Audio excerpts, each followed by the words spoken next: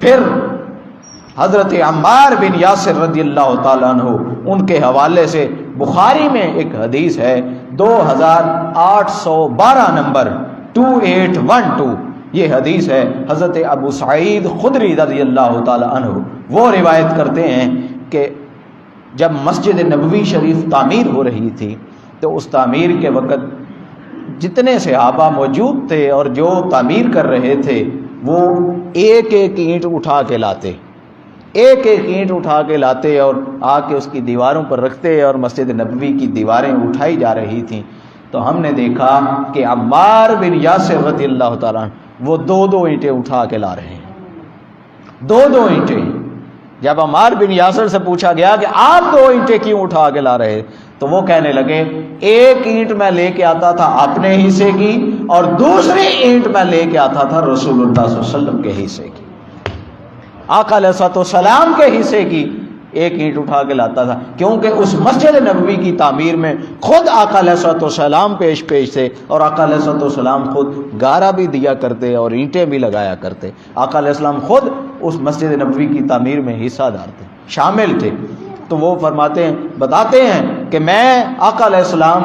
میں اچھا نہیں سمجھتا کہ آقا علیہ الصلوۃ والسلام اب اینٹیں اٹھائیں، اس لیے میں ایک اپنی اور ایک آقا علیہ السلام کی اینٹ اٹھا کے لاتا ہوں، دو دو اینٹیں۔ تو جب آقا علیہ الصلوۃ والسلام نے ان کو دیکھا کہ دو دو اینٹیں اٹھا کے لا رہے ہیں اور ان کی کمر جھکی ہوئی ہے، ان کا سر مبارک وہ گرد آلود ہے، داڑھی مبارک اس پہ مٹی لگی ہوئی ہے، تو آقا علیہ الصلوۃ والسلام آئے اور آپ نے بڑی شفقت کے ساتھ حضرت عمار کے سر کے اوپر ہاتھ مارا، اپنا دست مبارک ان کے سر کے اوپر لگایا، ان کی داڑھی پر لگایا، مٹی اور دھول کو جھاڑا، اور آقا علیہ الصلوۃ والسلام نے جب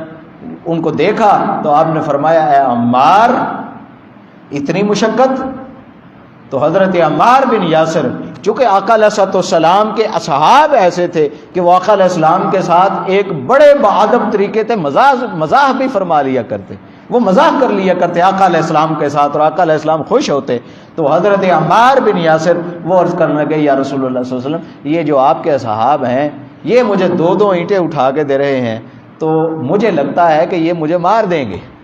یہ مجھے مار دیں گے، اور اتنا وزن مجھے اٹھانے کا کہہ رہے ہیں۔ تو حضرت آقا علیہ الصلوۃ والسلام نے جب یہ سنا تو آپ نے فرمایا اے عمار یہ تمہیں نہیں ماریں گے، تقتلہ فئۃ الباغیہ،